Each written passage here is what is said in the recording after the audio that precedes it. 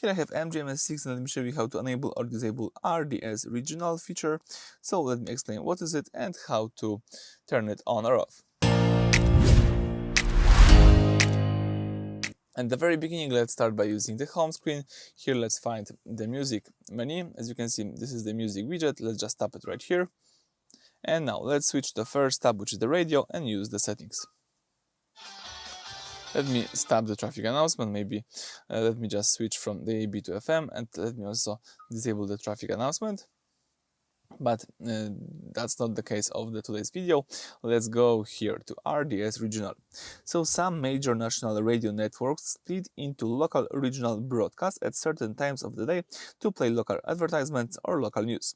Turning these settings on logs the radio to your current local region, stopping the car from switching over to a neighboring region's broadcast stream. So if you would like to use it, you can just keep it enabled. You can also disable this feature. Important thing is also that if you have the RDS enabled, but if you disable the alternative frequency, it won't work. So let's just be aware of this, and let me leave this enabled. Alright, so that's it. Thank you for watching. Please subscribe to our channel and leave thumbs up.